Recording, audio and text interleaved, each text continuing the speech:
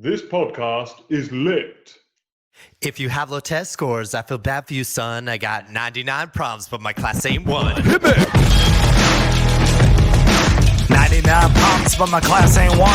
If your test scores are low, I feel bad for you, son. I got 99 problems, but my class ain't one. Well, welcome to episode 3 of Prospect School's English Department's podcast. This podcast is lit.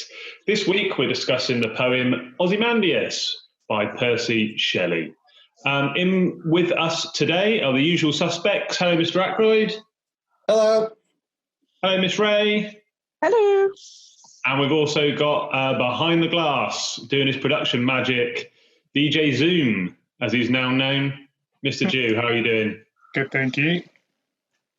Brilliant. Well, this week we're not having a live studio audience this week. It was sort of getting on top of me a little bit, sort of felt a bit overwhelmed by all the love out there. I mean, on the one hand, it is lovely being adored by fans, but it was also starting to get a little bit difficult. My arm was hurting from all the autographs I was having to write, and yeah, I just thought I'd have a bit of a rest from it this week. So, Mr. Ackroyd, you're safe without the studio audience around. Yeah, what the listeners don't realise is it took you 10 takes just to do this introduction, and the audience has actually left.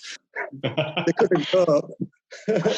10 take Firkins, that's what we're going to call it from now on. Revealing all the secrets, Mr. Ackroyd. Yeah, you're not supposed to reveal the production secret. So I have to say, maybe I was much better last week because the studio audience was here sort of, giving me that adrenaline. I'm not too sure. But yeah, I'm certainly struggling today.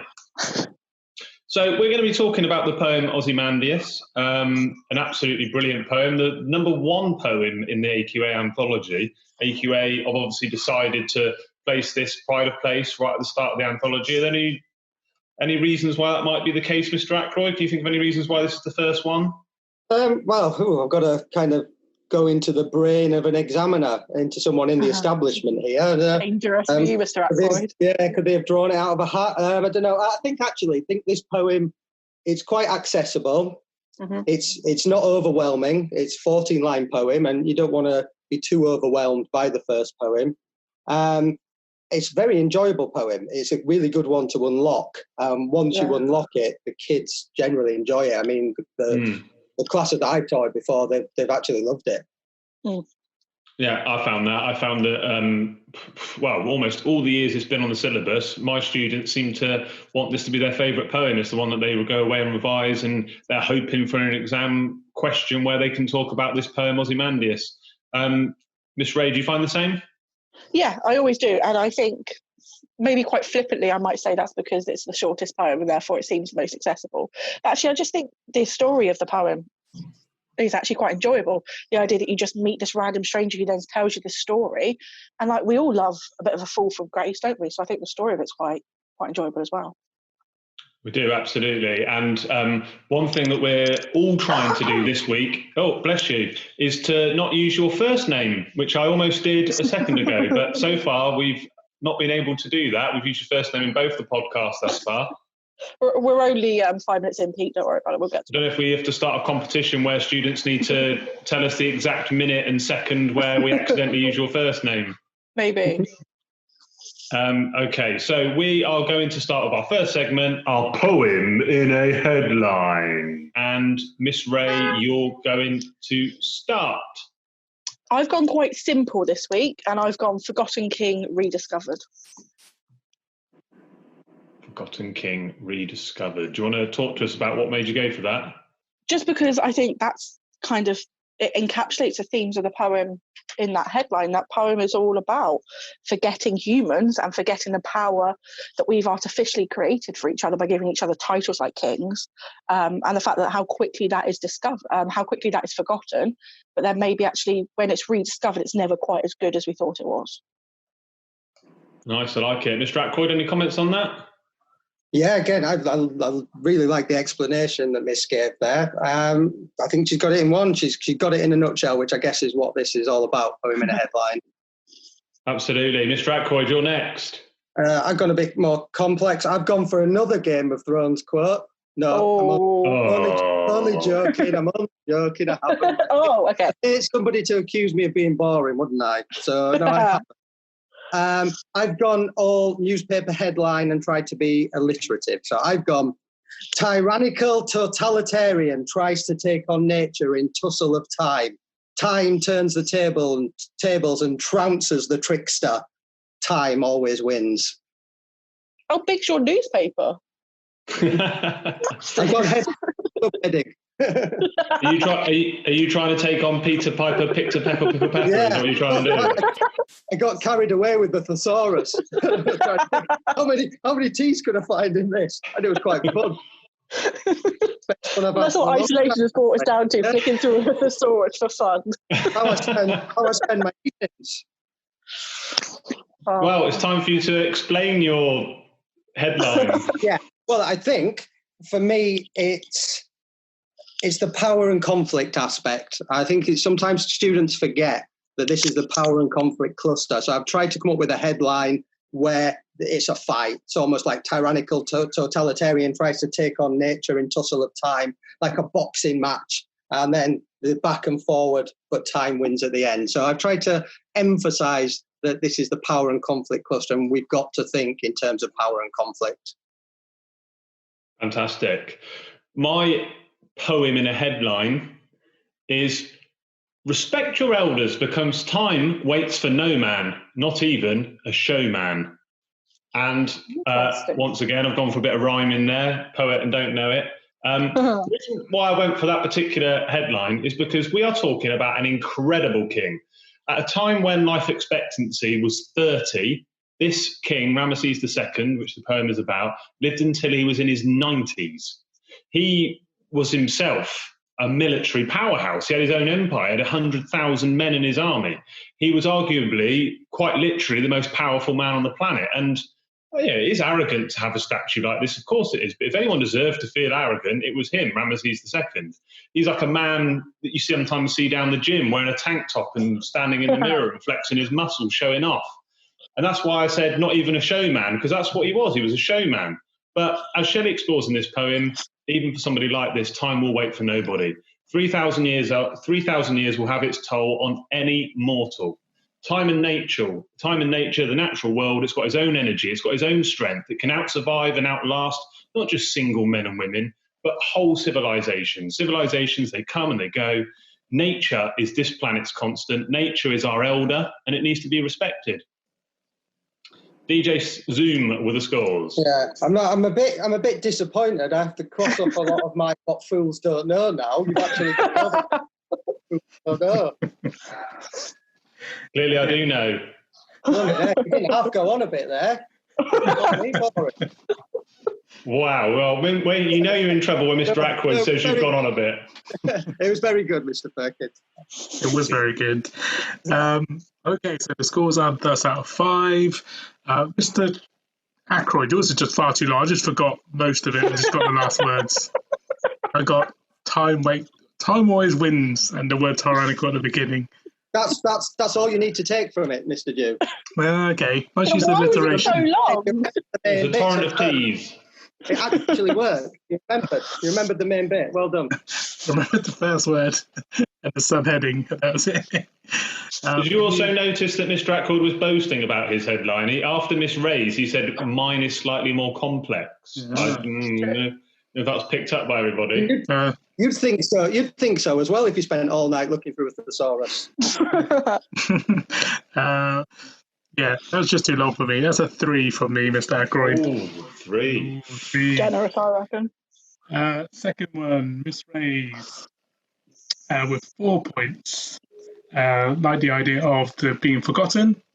Nice and short, to the point.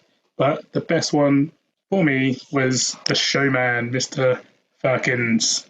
Yeah, I think the context, very nice kind of links to kind of how it fit the modern context as well. For you, 5 points. Oh, where's the blimmin' live audience when you need it? We've got a roaring reception at that point. What a shame that we've left them behind this week. What is the most important quote and why? Segment 2 of our podcast. What is the most important quote and why? Mr. Ackroyd, if you could sum this poem up in a single quote, what would it be? The lone and level sands stretch far away. For me, it sums up what the poem is about. It's a meditation on how insignificant humans' lust for power is in the face of nature, in particular time. Ultimately, no matter how powerful we may think we are, or how much power we think we might have, we die alone. Time levelled us. We're all equal in the face of time and death.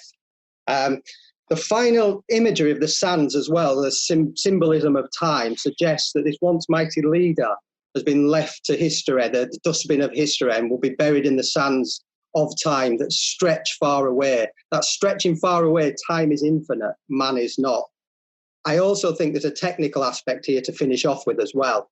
For me, it's like a great epic film, and this is the last line, and the poet, the camera zooms out, and as he zooms out, he reveals that the true protagonist of the poem is not the traveller, not the narrator, not Ozymandias, but the true protagonist is time itself. Woo! Nice. Okay. I'm going second. My quote is going to be the thing that actually appeared on the statue itself. My name is Ozymandias, King of Kings. Look on my works, ye mighty, and despair. It's the second line of that, which I would really like to draw everybody's attention to. Look on my works, ye mighty. So we've got a couple of pronouns here. We've got my and ye. He's addressing gods here. Ye, mighty's in capital M. And he's saying you gods and me, my works. He's creating a difference, a disparity between the two. And he's saying that what he can produce is more impressive than anything that a god can do. He finishes it with the word despair, which is essentially saying give up, submit, you can't compete with me.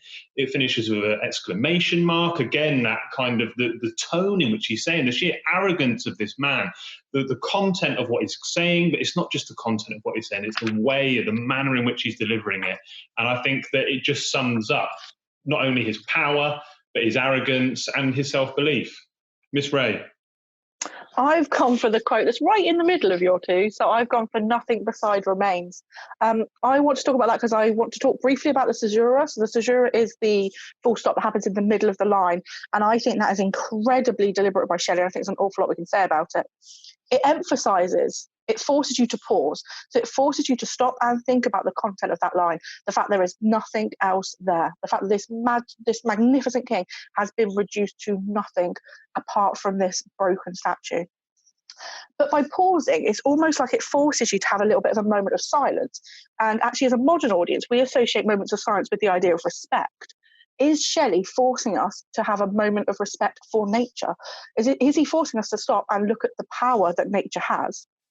But actually, that line signifies a slight shift in the tone of the poem. And I think Mr. Ackroyd alluded to this. Actually, instead of just talking about the traveller, instead of just talking about the statue remains, it starts to broaden out and it starts to talk about the natural world and that world that's around the statue. And again, it's Shelley reunited with his love of nature that happens there. And it just, for me, Shelley is about nature. Shelley is always talking about how powerful, how beautiful nature is.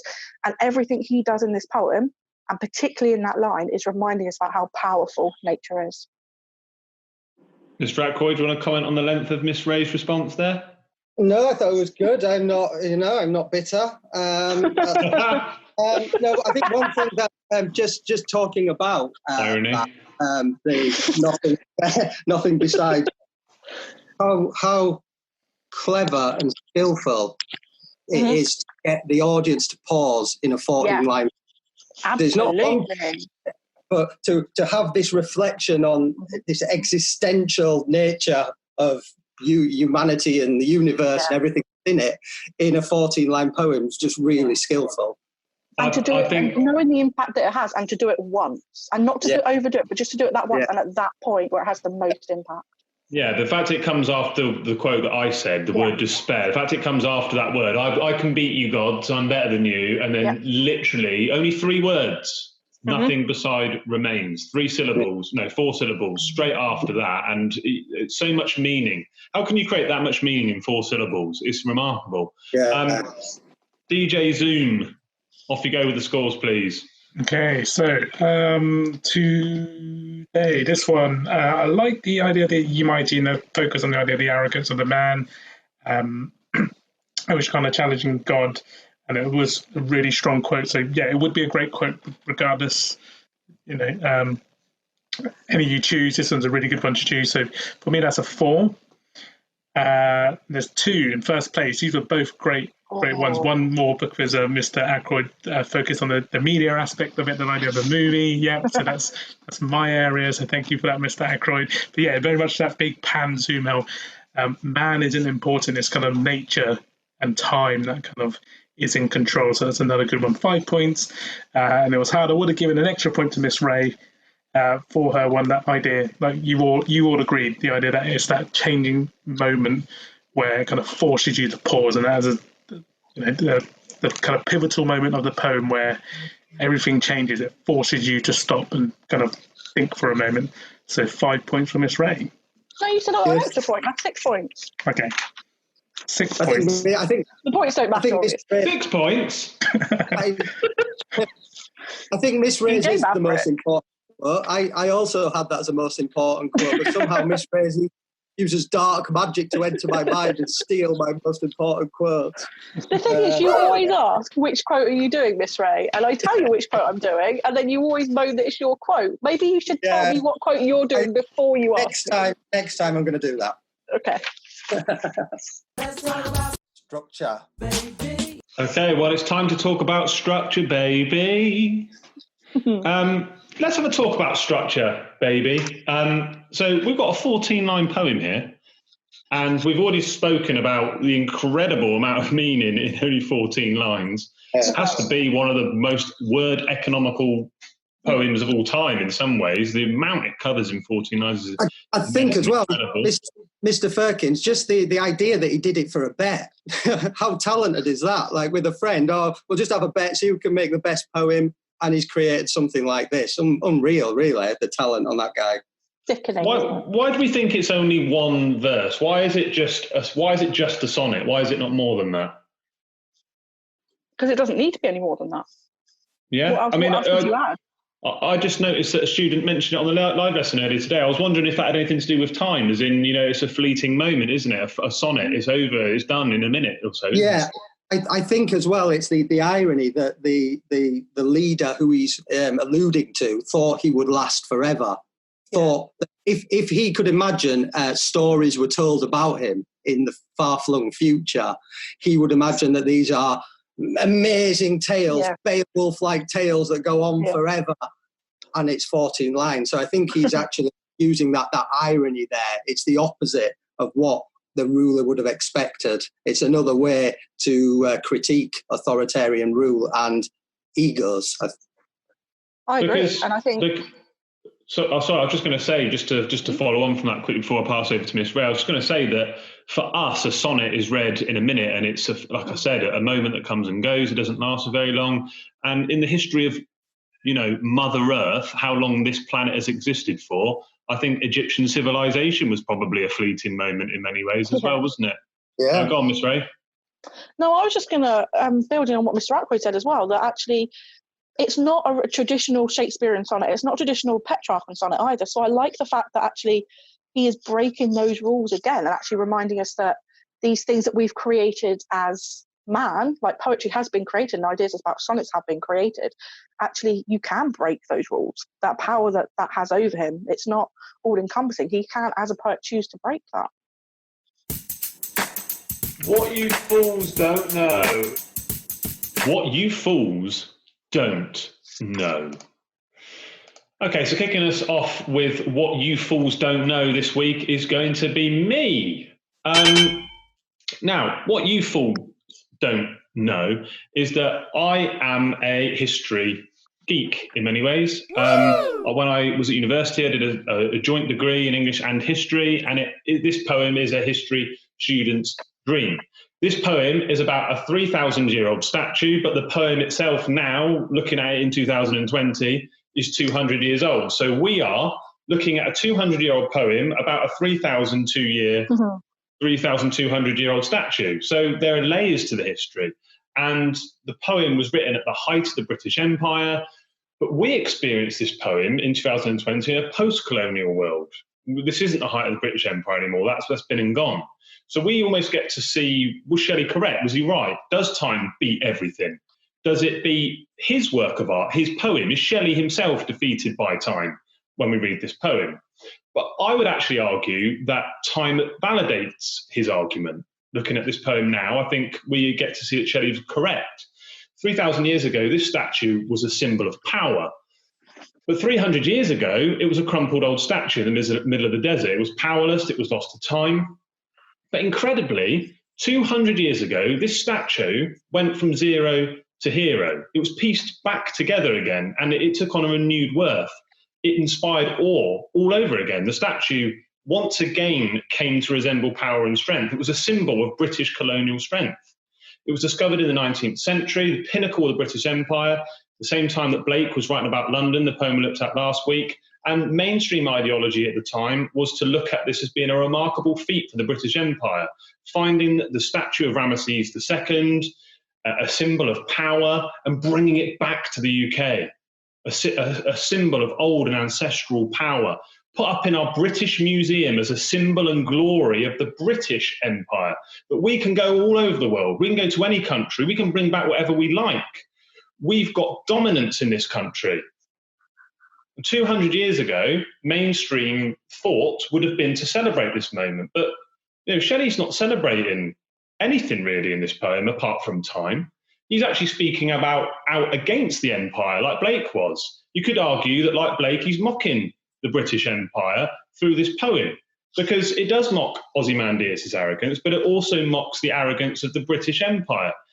If Shelley's right, then the British Empire will be defeated by time as well, because like we've already discussed on this podcast, civilizations come and go.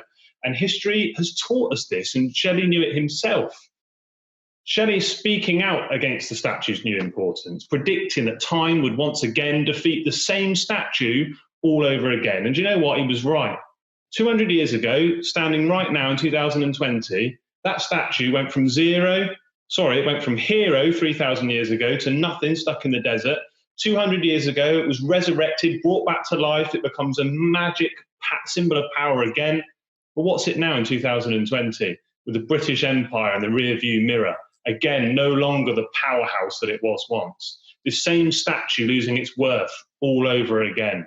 It's not on the floor in the middle of a desert anymore. It's still standing in a museum, but once again, it's a symbol of the past, something that has happened, something that's been, and something that's gone. Question is, will the statue have a third renaissance and get the chance to live again? Wow. Mr. Ackroyd, you next. Yeah, you've taken some of my "you fools don't know," but anyway, if you'd gone on any longer, you'd have probably covered the whole of human history. So we'll have to try and do something. But anyway, okay. Sassy, Mr. Ackroyd. The more I read this poem, the more I don't think it's about Ozymandias at all. It's not about Ramesses II. Just a quick bit of research. Mr. Firkins alluded to it earlier. Was that this was an amazing king, amazing pharaoh. He lived till he was 96 years old. He outlived all his children and all his wives. Of course, he would think he's powerful. Anybody would. I feel a bit sorry for him. That what's he done to deserve such bad reputation in the eyes of lots of GCSE students? However, Shelley was using him as a vehicle. This is not about Ramesses II at all. This poem is about King George III. It's an allegory of King George III and power. He uses him to warn against authoritarian rule. First of all, he distances himself. He's the narrator, and it's the traveller telling the story. A great bit of trickery from Shelley that makes it seem like he's not being critical of the current monarch. But then he goes on to talk about an arrogant and powerful leader who presides over a vast empire, King George III, subtly. We know he disliked the monarchy. He wanted a revolution like France had a revolution, like what happened in France. And this was telling the people to rise up in a subtle way. This was his critique of the current monarch. Just for posterity, he also placed himself in the poem. Shelley is the sculpture. Shelley is the sculpture, the artist mocking his leader, like the sculpture mocked Ozymandias. Okay, this is his critique. And his critique will last longer than the achievements of King George himself. This is not about Ramesses II at all, but about King George III, and an allegory for those who think they are more arrogant than time itself. Very good, very good. And interesting that I get told off for how long I spoke for by the same man who then went on for an hour himself. Miss Ray, you're going last. Well, you'll both be relieved to know that my What You Fools Don't Know is quite short. I've decided to do almost the opposite to what you did. Both of you have spoken very grandly about the wider world around this poem. But actually, I've chosen to zoom in, and I've chosen to zoom in on the idea of the symbolism of the sand. So Shelley sets this poem, and he talks about the fact that there's sand everywhere. He talks about the fact that it's in a desert and we're surrounded by sand. But it's also the idea that this statue has degraded down into sand. And I think Shelley is doing that to remind us that actually not only is it the metaphor for the passing of time, not only is it the metaphor for things eventually are destroyed, but actually the idea that we as humans have used nature to create something to immortalize ourselves. Shelley is telling us that doesn't work. Whatever we do, if we are trying to build ourselves a statue of ourselves, that will always return to nature, because nature will always outlive us. So when we try to use something as powerful as nature to represent our own power, that is always going to be unsuccessful. Sort of as a biblical reference as well, all flesh is grass has kind of got a similar kind of idea, isn't it? That cyclical idea. Human power is fragile and temporary. Yeah. Absolutely.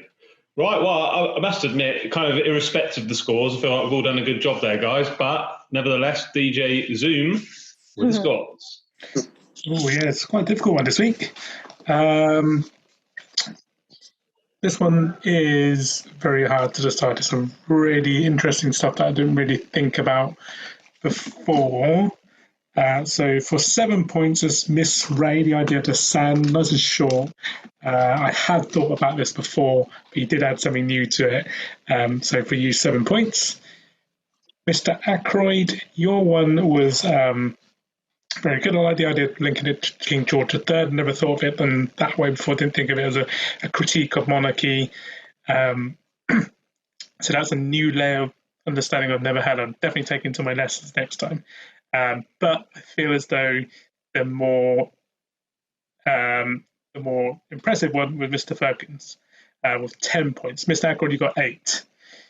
Mr. Firkins, 10 points. This blew my mind at the idea there's a critiquing of kind of the futility of man and how it comes and goes, of the colonial kind of colonial strength rising and dropping, and how Shelley was having a clear kind of critique of that system, and how actually it's true, isn't it? It's very true. It's actually happened. It's almost prophetic in a sense that the statue would rise and it will fall again, and it has. And that's for me excellent. 10 points. Fantastic. So what are the overall scores? Sorry, just going on from Mr. Firkin's point, I'd say just if anyone is listening to this, I don't know whether it's just our friends and family that listen to this, but if there are any students, following on from what Mr. Firkin said, there's a good little video where I think it's Akela is a poet. Is talking about this poem. It's only a 6-minute video, and he talks about that, how the monuments of one empire become the possessions of another. So that's worth checking out as well as a follow-up to what Mr. Firkins was talking about, if there are any students still listening. Yeah. No, to be fair, I don't know how many minutes we're in right now, but I can imagine a fair few might have muted us or fell asleep by now. But if there are anybody still awake, DJ Zoom, what are the overall scores for this week? The overall scores this week, in last place is Mr. Ackroyd this week with 16 points. Savage. Defeating him by 1 point is Miss Ray with 17. And our runaway winner with 19 points is Mr. Firkins. Well done, Mr. Firkins. So remember, Mr. Dew has made us all win once. I think he's being a bit of a coward, just trying to please everyone. Firkins, you might win this week, but time will always win. You do know that. It's only 10. Your power's only fragile. Yeah, I know. I'm going to have to put in another hour's lot of preparation ahead of next week if I need to retain the crown. Do I get a statue? Do you get a statue? That's the end of the podcast, isn't it, Mr. Dew? Is that not the closing music I can hear? Do you want a statue, Mr. Firkins? No, because you probably throw pebbles at it. So I'll make you a statue, Mr. Firkin. Anyway, so we have been This Podcast is Lit. He has been Mr. Ackroyd. Goodbye, sir. Bye. See ya. She has been Miss Ray. Goodbye. And he has been DJ Zoom. Bye. And I've been Mr. Perkins. Goodbye, everybody. Have a lovely week. See you soon.